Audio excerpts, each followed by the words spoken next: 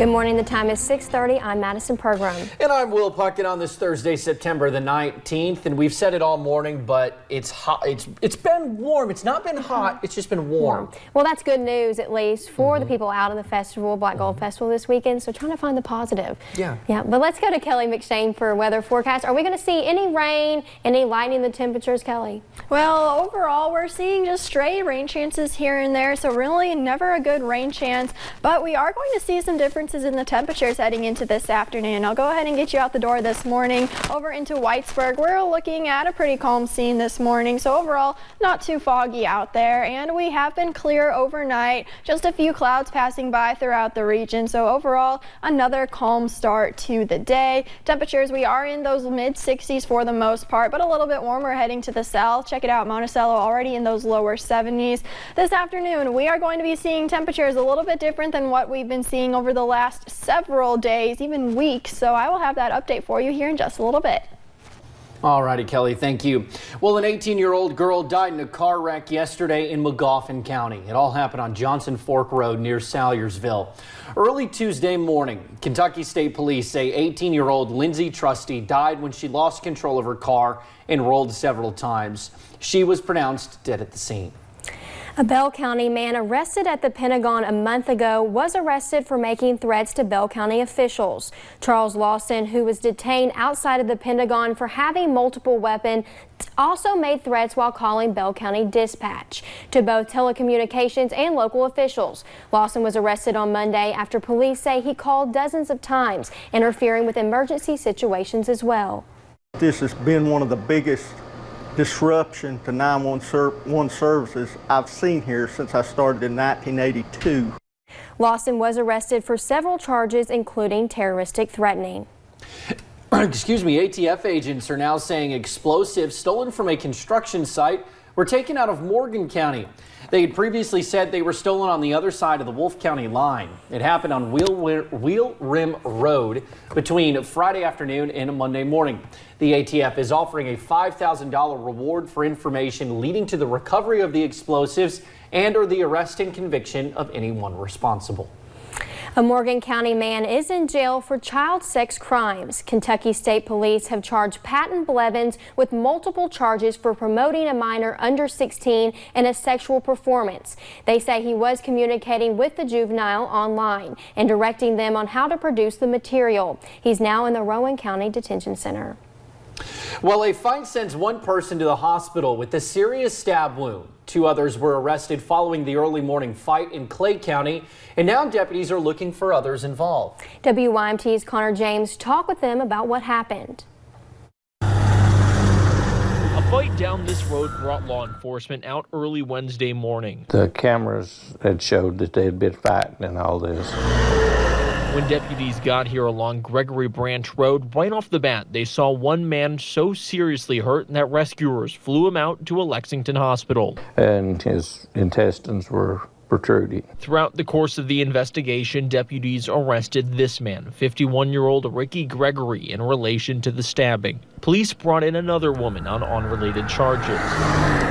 But the fight was much larger than the victim and Gregory. But there was more subjects there also, which we're still investigating. How this fight exactly started, though, is still unknown. Gregory did not say anything to them. We've not been able to find out what prompted it because the subject, Ricky Gregory, he would never say anything. And when we called for a jailhouse interview, he declined to speak with us as well.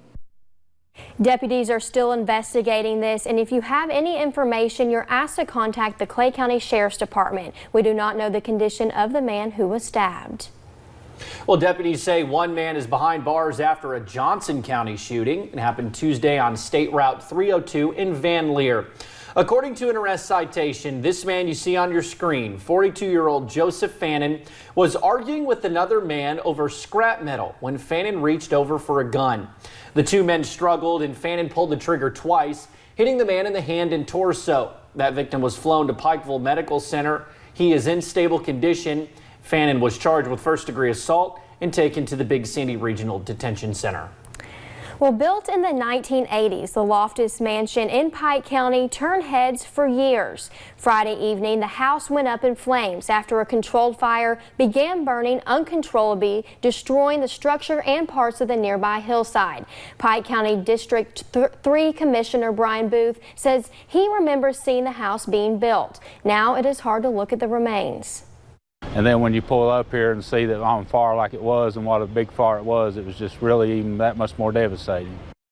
Right now, there are no trespassing signs surrounding the gates to the house. We reached out to the owner of the Loftus Mansion for comment, but have not heard back. Well, as our dry conditions continue, many counties placed bans on open burning this week. This is a map of all Kentucky counties with burn bans in place in red. That yellow you see is the area in a moderate drought. We hope to have an update on that moderate drought tomorrow. You can find a county by county list on our website at WYMT.com. Health outcomes in Appalachia. That was the topic of discussion at the 5th annual Appalachian Research Day. Come sit on the porch. I sat in on the sessions and have more on some of the ideas. The idea comes from a childhood memory. It's dedicated in the memory of my grandfather, that we would come together on the porch. People that have done research would bring their results back to the community, let the community hear about it and put their perspective on it. Sitting on the porch and having public health professionals share ideas with each other. A lot of time researchers come in and they want to do their research and then they leave and we never hear from them. We don't really get a chance to create solutions. Dr. Randy Wyckoff is a dean and professor at East Tennessee State University. He attended the session Wednesday to share his insights into trends across the region he is seeing. The biggest challenge we face is that our health statistics are so much worse in other parts of the country. But the good news is we know that things like education, economic development, and health access to health care can all make a real difference.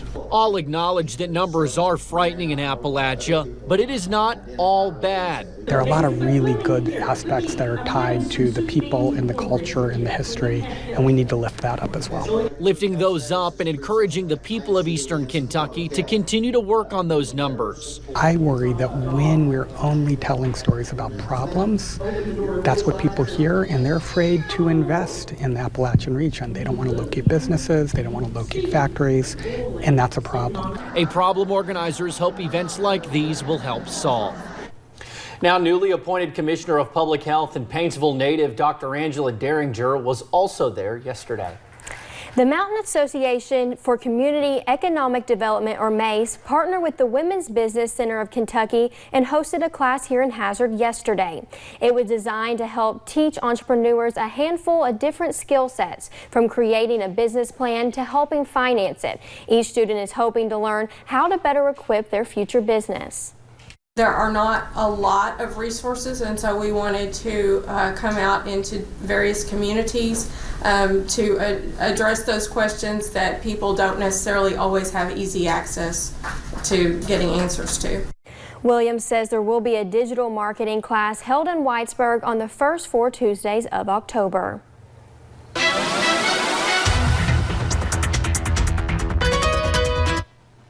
As we head out the door on your Thursday, those temperatures, we are in the 60s throughout the region. 66 waking up in Pikeville. Hazard is at 63. A little bit warmer the more south you go. Harlan at 67 and Middlesboro checking in at 68 degrees this morning. And we have been dry for quite some time, and we have been still dry overnight. Those skies cleared out, and overall we're just seeing a few clouds here and there as we start off our Thursday. Be sure to download the WYMT weather app. We do have a few rain chances heading into this afternoon. Let's go ahead and scroll through. We're seeing partly cloudy skies as we get to lunchtime, and then we do have a stray rain chance heading into those later afternoon hours. So I think most of us do stay dry again, but temperatures are changing, and I'll have those details in just a little bit.